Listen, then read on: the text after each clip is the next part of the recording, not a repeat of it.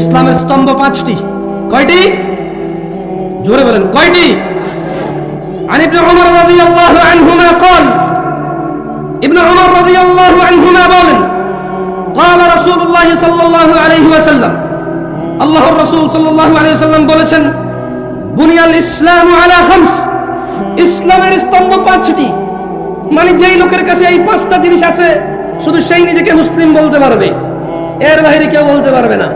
90 ভাগ 100 ভাগ এখন বেরিয়ে যাবে, কত ভাগ মুসলমানের দেশ এটা, এখানে কতজন মানুষ মুসলমান বের করতে কঠিন কিছু হবে না। আল্লাহর নবী সাল্লাল্লাহু আলাইহি ওয়াসাল্লাম বললেন শাহাদাতি আল্লা ইলাহা ইল্লাল্লাহ, যে এই সাক্ষ্য দেয় আল্লাহ ছাড়া সত্য কোনো ইলাহ নেই, ওয়া আন্না মুহাম্মাদার রাসূলুল্লাহ, আর মুহাম্মদ সাল্লাল্লাহু আলাইহি ওয়াসাল্লাম হচ্ছে আল্লাহর বান্দা এবং আল্লাহর রাসূল প্রেরিত। ওয়া ইকামিস সালাহ, সালাত আদায় করে, ওয়া ইতাইজ যাকাত, এবং ধন সম্পদশীলরা যারা যাকাত দেয়, ওয়াল হজ, সমর্থবানদের মধ্যে যারা হজ করে, ওয়া সাওমি রমাদান, এবং রোজার মাসে যারা সিয়াম পালন করে। রাওয়াহুল বুখারী। আল্লাহর নবী বলছেন বুনিয়াল ইসলাম আলা খামস, এই ইসলামটা পাঁচটা খুঁটির উপরে টিকে আছে। যারা এই পাঁচটা খুঁটিকে ধারণ করেছে তাদের মধ্যে ইসলাম আছে, তারা হচ্ছে মুসলমান। আর যে একটা ছেড়ে দিল আর একটা ছেড়ে দিল পড়ে গেল, সিয়াম ছেড়ে দিল, যাকাত ছেড়ে দিল, হজ ছেড়ে দিল, তৌফিক থাকা সত্ত্বেও সবচাইতে হতভাগা হচ্ছে তারা, সবচাইতে হতভাগা হচ্ছে তারা। নামাজ পড়তে টাকা লাগে না, নামাজ পড়তে ধনী হওয়া লাগে না, নামাজ পড়তে ফর্সা হওয়া লাগে না, নামাজ পড়তে হাত পা থাকা জরুরি নয়, নামাজ পড়তে মানে প্রতি ওয়াক্তে গোসল করা জরুরি নয়, নামাজ পড়তে দিনক্ষণ অপেক্ষা করে জেগেই থাকতে হবে, বসেই থাকতে হবে, দাঁড়িয়েই থাকতে হবে, কতক্ষণ ঘন্টার পর ঘন্টা তওয়াফ করতে হবে, এই ধরনের কোনো শর্ত নেই।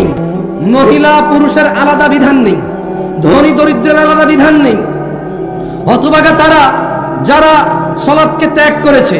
আল্লাহর নবী বলছে ইসলামের স্তম্ভ পাঁচটি, আল্লাহকে সাক্ষী দেওয়া, ওনার রাসূলকে সাক্ষী দেওয়া, এবং সালাত প্রতিষ্ঠিত করা, সমর্থবান যাকাত দেওয়া, সমর্থবান হজ করা, 11 মাস শেষে 1 মাস রোজার মাস যারা পেল তারা রোজা রাখবে, যারা তারাই হচ্ছে মুসলমান। এটা হচ্ছে ইসলামের স্তম্ভ। কয়েকটি কাজ একনিষ্ঠভাবে করলেই আমরা জান্নাতে প্রবেশ করতে পারি, যার অন্যতম হলো সিয়াম। জান্নাতে প্রবেশ করতে চান কারা? তবে অনেকগুলো সহজ পদ্ধতি রয়েছে, একটা আমি আজকে উল্লেখ করব এখানে। আন জাবির রাদিয়াল্লাহু আনহু, এটা নারায়ণগঞ্জ, আপনারা না করিয়েন, এটা ঢাকা শহর। সব মানুষ এখানে বইঙ্গে ওদের এলাকায় এসে কাজ করে, ওরা পয়সাওয়ালা, অহংকারী, দাম্ভিক, ওরা বহু হুজুরকে এর আগে উঠাইছে। ঢাকা বেড়াইত, বংশাল পুরান ঢাকা, এই নারায়ণগঞ্জ, তারপর হলো কেরানীগঞ্জ, ওদিকে হলো গাজীপুর, টঙ্গী, বাংলাদেশের সব হুজুরকে ওরা তুলছে, ওয়াজ করে আইনে আইনে হুজুরদেরকে ফর্মে তুলে দিয়েছে। ওরা চিল্লাচিল্লি করবে না, ওয়াজ এসে কে করবে? সব মানুষ ওদের ভাড়াটিয়া। এখানে যদি আমি ভাড়ায় থাকতে আসি, আমার কোনো আত্মীয় স্বজন নাই, ওর বাপ দাদা 14 গোষ্ঠী এখানে, ওর শক্তিগত, ও কথা বলবে না, কে কথা বলবে? হ্যাঁ, না করছেন আপনার এত বড় সাহস ওকে? ছোট ভাই এখানে এসে বলো, তোমার এলাকা, তোমারই তো ক্ষমতা, তুমি বলবে না, কে বকবক করবে, কে বলো? তুমি না করেন না প্লিজ, আমাকে নিয়ে আসছেন কথা বলতে, আমি ওদের সাথে কথা বলি। ছোট ভাই তোমরা এখানে এসে কথা বলো, আরে ঢিঙ্কা চিকা লাগাই দাও, সমস্যা কোথায়? কি বলো? তুমি যুবক না, তোমার চুল এত লম্বা, কি সুন্দর করে ছাড়াইছো তুমি, কতক্ষণ পরে এমন করো? তুমি তো স্মার্ট, তুমি, আরে ভাই কি বলো?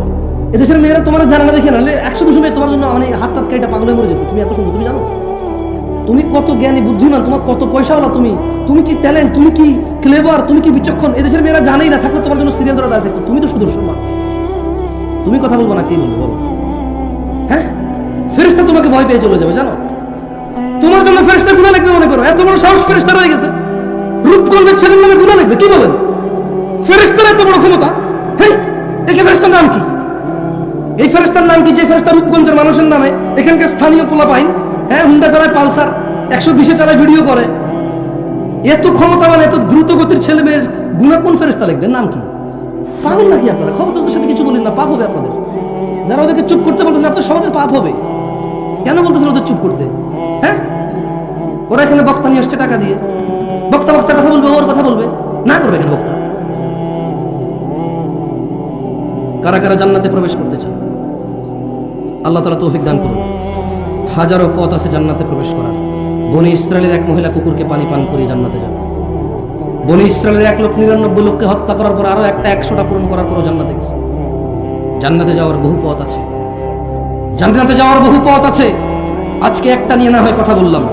আন জাবির রাদিয়াল্লাহু আনহু, জাবির রাদিয়াল্লাহু আনহু থেকে বর্ণিত, তিনি বলেন, আপনারা মনোযোগ দিয়ে শুনুন, আমি আপনাদেরকে প্রশ্ন করব, জবাব দিন, কেমন? মনোযোগ দিয়ে শুনিয়েন। আন্না রাজুলান সাআলা রাসূলুল্লাহ সাল্লাল্লাহু আলাইহি ওয়াসাল্লাম ফাকাল, একজন ব্যক্তি আল্লাহর রাসূল সাল্লাল্লাহু আলাইহি সাল্লামকে ওনার কাছে এসে জিজ্ঞেস করলো এবং বলল, একজন লোক আল্লাহর নবীর কাছে এসে বলল, আরাআইতা ইযা সাল্লাইতুস সালাওয়াতিল মাকতুবাত ওয়া সুমতু রমাদান ওয়া আহলালতুল হালাল ওয়া হাররামতুল হারাম ওয়া লাম আযিদ আলা যালিকা শাইআ আদখুলুল জান্নাহ ইয়া রাসূলুল্লাহ। কারা কারা জান্নাতে যেতে চান? আল্লাহ আল্লাহ আল্লাহ। জাবির রাদিয়াল্লাহু আনহু, সুবহানাল্লাহ, এই কাফের মুশরিক হয়ে যায় মানুষ নামাজ না পড়লে, এটাও জাবির রাদিয়াল্লাহু আনহু থেকে বর্ণিত হাদিস। ওনার হাদিসগুলো আমার এত ভালো লাগে, ওনার বর্ণিত হাদিসগুলো, সুবহানাল্লাহ, একেবারে এখন আমাদের জন্য এগুলা, মানে এখন একদম ফুল হয়ে যে বলে না, ট্রেন্ডে চলে। কিসে চলে? ট্রেন্ড, ওই ট্রেন্ডিং এ আসলে। দেখেন উনি কি বলতেছে যে একজন লোক এসে বললো, ইয়া রাসূলুল্লাহ, আমি যদি দিনে শুধু 5 ওয়াক্ত ফরজ সালাত, সুন্নত নফল পড়বে, এটা সে বলে নাই। বুঝতে পারছি না? আমি না করছি কে সুন্নত পড়তে, নফল পড়তে না করছি না আমি এখন। এই যে ইউটিউবার এখানে লিখবে, তো ইউটিউবার আছে, ও বলবে এই দেখুন জামশেদ মজুমদার বলছে সুন্নত পড়া লাগবে না, ও টাইটেল দিবে। আমি বলছি এরকম, আমি বলছি এক লোক আল্লাহর নবীকে এসে বললো যে ইয়া রাসূলুল্লাহ, আমি দিনে শুধু ফরজ নামাজ পড়বো। তো ফরজ নামাজ কয় রাকাত? ফরজ নামাজ কয় রাকাত? কেউ যদি বলে আমি শুধু ফরজ পড়বো, সে কি নফল পড়বে বলছে?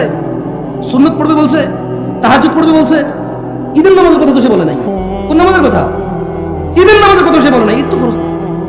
তো সে বলল, আমি যদি আল্লাহর নবী দিনে শুধু ফরজ নামাজ পড়ি, আর আল্লাহর নবী শাওয়াল মাসের রোজা, সোমবার বৃহস্পতিবার রোজা, কোনো রোজা আমি রাখবো না আল্লাহর নবী। আমি একবারে বছর শেষে যখন রমজান মাস আসবে, চন্দ্র দেখে রোজা রাখবো।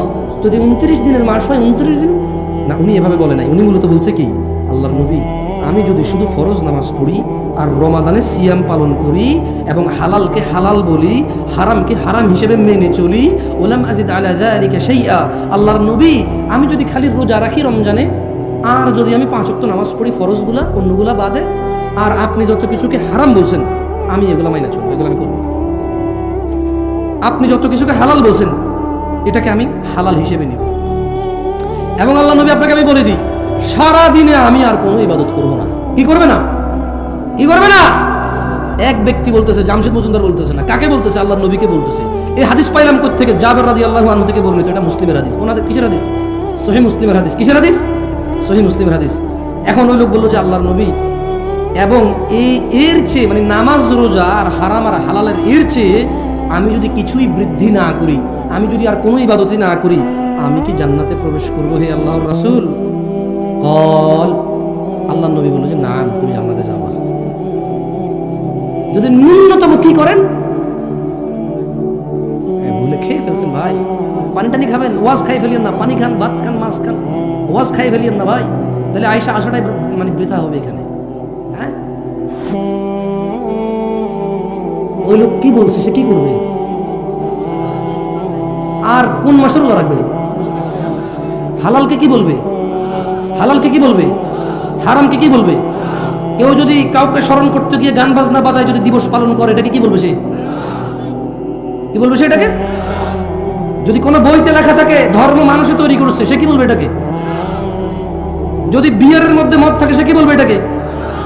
এদেশের সবচেয়ে শ্রেষ্ঠ স্মার্ট মানুষ বিয়েতে গায়ে হলুদ করে, সে কি বলবে এটাকে? এই দেশের সবচেয়ে ভদ্র মানুষ তার শালীকে নিয়ে একসাথে সফর করে, সে কি বলবে এটাকে? এই দেশের সবচেয়ে বুদ্ধিমান শিক্ষিত মানুষটা সিগারেট খায়, সে কি বলবে এটাকে? এদেশের সবচাইতে ক্ষমতাবান মানুষ, সবচাইতে ক্ষমতাবান মানুষ কোন একটা আইন পাশ করলো যে মডেল লাইসেন্স দিয়ে দিবে, সে কি বলবে এটাকে?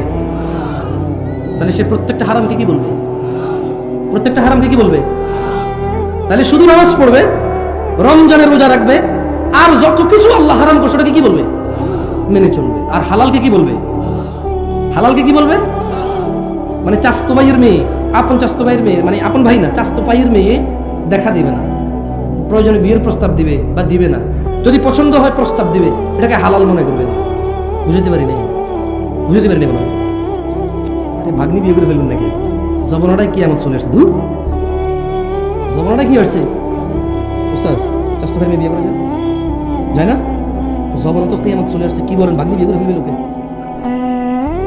হ্যাঁ শোনেন না, মামা মামা মামা মামা উনি বলতেছে যে আমার আপন ভাই বা তদর করেন, আমার মেয়েরা আমার শাশুড়ি ভাই করে। খুব শোনাম, কি শোনাম? খুব শোনাম। হঠাৎ করে মেয়ে বমি করে। হঠাৎ করে মেয়ে কি করে না, বাসে উঠে মাথা ঘুরে বমি করে না, ঘরে থাকতেই করে। আরে ভাই বাস উঠলে অনেকে বমি করে ভাই, বাসে উঠে বমি করে নাই, হঠাৎ করে মেয়ে বমি করে। এরপরে মেয়ের মা কাঁদে, আল্লাহ আল্লাহ আল্লাহ, কি করলো, খাইছে রে আমার, খাইছে, কি করলো, আমি কি ক্ষতি করছি, আমি কি ক্ষতি করছি? মানে এখন অন্য কোনো পোলায় তারা যদি বমি করতো তাহলে তো বিয়ে দিতে পারতো। আমার আপন স্বাস্থ্য ভাই ভাই লোক এমনি, আমি বাগনি মা বাগনি কেমনি বিয়ে দিব ভাই? খাইছে খাইছে খাইছে, আমি শেষ, আমি শেষ, মুখ দেখানো জায়গা নাই রে। মানে অন্য কারোর সাথে হলে জায়গা থাকতো, বুঝছেন? অন্য কারোর সাথে জানা হলে মুখ দেখানো জায়গা থাকতো, চাস্তবের সাথে হবে না। আরে বেটা, চাস্তো বোন বিয়ে করা যায়, স্বাস্থ্য বোন যদি বিয়ে করা যায় তাহলে স্বাস্থ্য বোনের অন্য কোন বেড়ার কাছে বিয়ে দিছে, ওইখান থেকে মেয়ে হয়েছে, ওকে কেন বিয়ে করা যাবে না? কোন যুক্তি দিলে?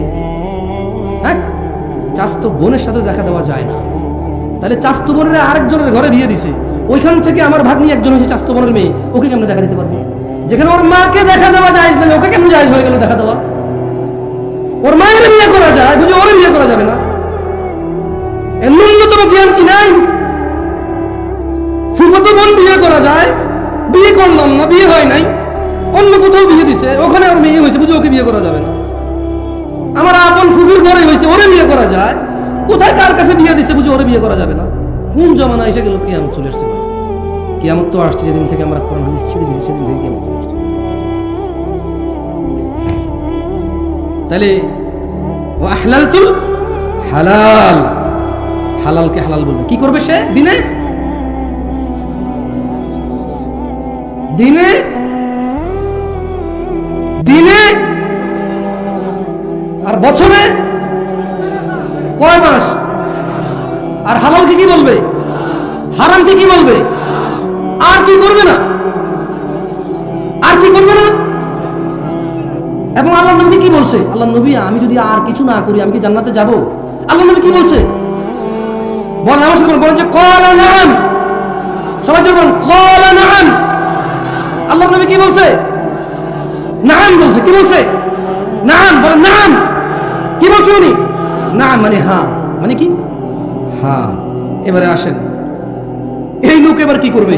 মানে এই লোকে বললো যে শুধু ফরজ নামাজ পড়বে, রমজানের রোজা রাখবে, হালালকে হালাল বলবে, হারাম মেনে চলবে। আল্লাহ নবী বললো যে হ্যাঁ, আর যদি বেশি কিছু নাও করো জান্নাতে যাবা। এইবারে এই লোক কি করছে জানেন? চিন্তা করেন এই লোক কত ডেঞ্জারাস লোক ছিল। আল্লাহর উপর সন্তুষ্ট হলো, সে সঙ্গে সঙ্গে বলে উঠলো ক্বালা ওয়াল্লাহি লা আযীদু আলা যালিকা শাইআ। ওই লোকটা আল্লাহর নবীকে সামনে রেখে বলল যে আল্লাহর কসম, আমি এই 5 ওয়াক্ত নামাজ আর রমজানের রোজা, হারামকে মেনে চলবো, হালালকে হালাল বলবো, আর কিচ্ছু বেশি করবো না, আল্লাহর কসম। সে আল্লাহ নবীকে বলেছে যে আল্লাহ নবী, আল্লাহর কসম আমি আর কোনো বাড়তি ইবাদতই করবো না, আমি এটা বলে কি করব, আমি আর বেশি কিছু করবো, শুধু এগুলোই করবো। আল্লাহ নবী কিন্তু ওকে বলে নাই কিছু, ওকে বলছে জান্নাতে যাবে। কোথায় যাবে?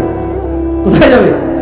ইয়া মুসলিম, আহা মুসলমান, দিনে 5 ওয়াক্ত নামাজ, জান্নাতে যাওয়ার কত বড় পথ দেখছো? কত বড় পথ জান্নাতে যাওয়ার, দিনে 5 ওয়াক্ত সালাত। আর এই রমাদান মাস কত বড় পথ।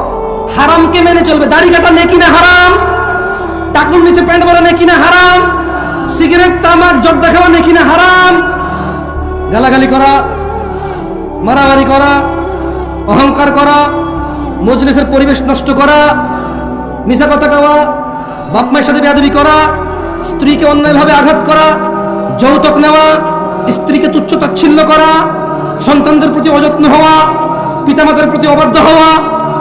ওই লোকটা বলছে যে সে এগুলো করবে, সে কখনোই তার পিতামাতার অবাধ্য হবে না, যেহেতু এটা হারাম।